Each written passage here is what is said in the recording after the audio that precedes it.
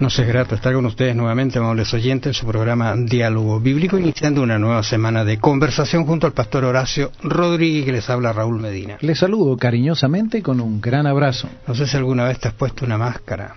Cuando era chico, generalmente uno hacía máscara de papel, se las ponía, una cantidad, con cartones, jugando, sí.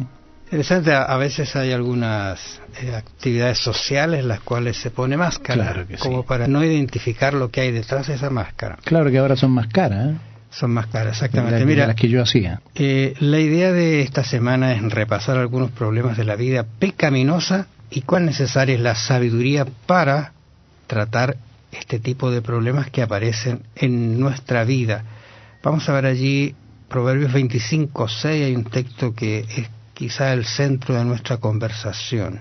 Proverbios 25:6. No te alabes delante del rey, ni estés en el lugar de los grandes. Bueno, esta es una cosa que yo creo que el ser humano tiene como normal, estar entre los primeros, ¿no? Pero la idea que se presenta acá es un poquito más diferente, porque está en un contexto que es diferente también. No te alabes o no estés en el lugar en el lugar quizás inapropiado. Ahora, ¿cómo conseguir eso? ¿No es cierto? Yo estoy pensando allí en Lucas 14:7, que hay una indicación de Jesús cuando dice que escogían los primeros asientos de la mesa, ¿no es cierto? Por alguna razón esto estaba pasando y estaba inquietando en relación a la sociedad de esa época y también a la nuestra. Los primeros asientos, ¿no es cierto?, de los convidados, esta es una parábola que les decía Jesús, que no se lo buscaran, porque sabe que también puede suceder que tú te sientes en un lugar y después te digan, sabe que aquí está ocupado por otra persona, es medio desagradable. Claro que sí.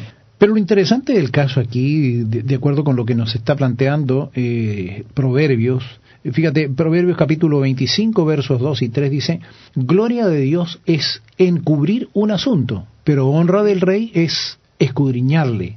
Para la altura de los cielos y para la profundidad de la tierra, para el corazón de los reyes, no hay investigación.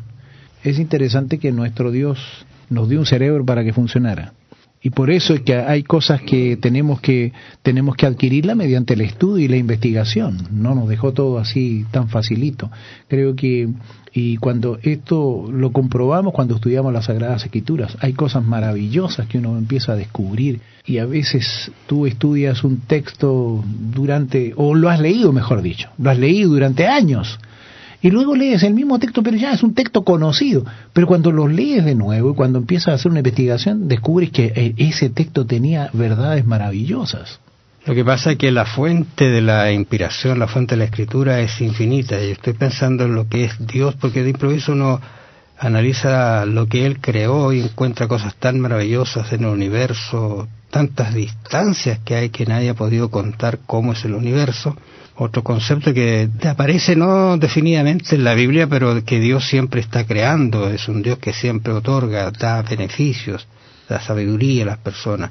Y entonces eso le da gloria a Dios, pero por otro lado, el concepto que aparece acá, y me gusta este concepto como para decir que esto que es para Dios maravilloso, también es maravilloso que el rey escudriña estas cosas, o sea, Dios no nos ha cerrado a que nosotros no investiguemos, pero hay situaciones, hay hechos, hay elementos que si Dios no lo hubiera, digamos, revelado, nunca nosotros nos habríamos enterado que existen o que hay. Por ejemplo, los ángeles. Bueno, hay tantas cosas que uno podría decir en relación a Dios que no sabe. Por ejemplo, de aquí, de la Tierra, la gente mira los planetas y habla que están distantes, que tienen luz, que tienen esto, que tienen gas, una serie de cosas que están allí, ¿no es cierto? Correcto. Pero la Biblia habla algo, porque la Biblia no es un libro de ciencia, pero sí habla bastante de ciencia. Pero lo hermoso es que la gloria de Dios, ¿no es cierto?, para nosotros, lo que nosotros deberíamos hacer en realidad es gloriarnos en lo que Dios nos ha revelado y cómo creceríamos, porque hay sabiduría en estos misterios de Dios. La verdad de las cosas, hay sabiduría. Y lo que está diciendo el sabio en este momento es que realmente nosotros, estos misterios podrían llenarnos nuestra vida de felicidad, de alegría, si los creemos, porque hay un concepto de fe detrás de esto, porque algunas cosas que Dios dice, y yo creo que Dios se cuidó de no decir otras, porque no las habríamos entendido nunca en realidad, bajo el concepto humano. Esa es la cuestión, bajo el concepto humano. Ahora fíjate, si nosotros no podemos comprender algunas cosas que nos rodean, algunas cosas de la naturaleza, dime tú, ¿cómo podríamos pretender entender plenamente a Dios? Todo lo que entendemos de Dios es lo que es. Él se ha revelado, pero no pretendamos estar a la altura de Dios. Hay quienes hacen preguntas y quisieran que Dios bajara en persona ahí y le diera la respuesta. Como tú decías, sería muy difícil porque tampoco lo entenderían. Es demasiado elevado. Entonces, estos misterios de Dios, esto que Dios no ha revelado, es porque nosotros no tenemos la capacidad de entenderlo. Ahora, aquello que ha revelado, tenemos que entenderlo mediante estudio y investigación. No pretendamos que el Señor nos va a dar todo así nomás. Tenemos que entrar a escudriñar las Escrituras, dice el Señor Jesús, porque en ellas encontraré la vida eterna y ellas son las que dan testimonio de mí.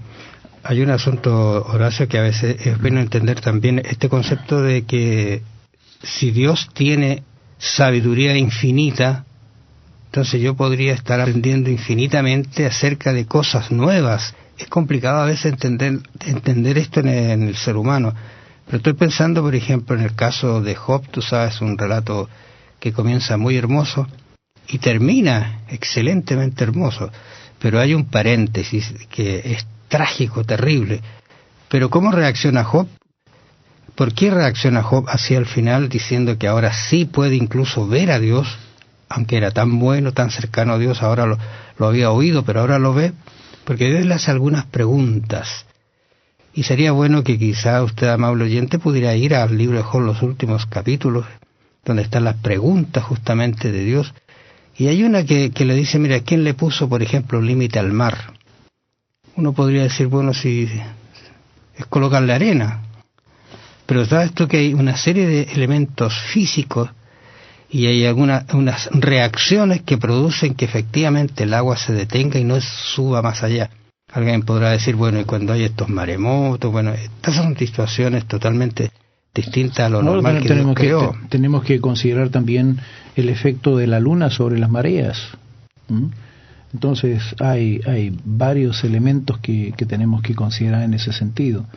Hay muchas cosas que nosotros podemos ir descubriendo con la investigación y vemos que un Dios de orden, un Dios que hace maravillas, realmente. Mira, cuando uno va, suponte cuando uno va a la nieve y camina sobre la nieve, nunca se detiene a pensar de que la nieve está formada por copitos que son totalmente diferentes el uno del otro, son verdaderas joyas de hielo y todas son diferentes.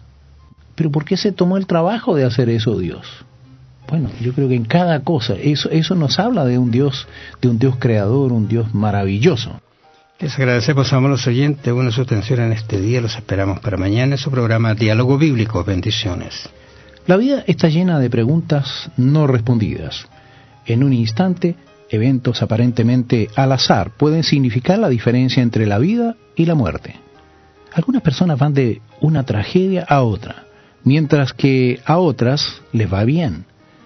Todo esto debería decirnos que necesitamos vivir por fe. ¿Qué cosas suceden ahora mismo en su vida que ha aceptado por fe, confiando en Dios? ¿Qué otra elección podría hacer? Piénselo. Que el Señor le bendiga. Será hasta mañana.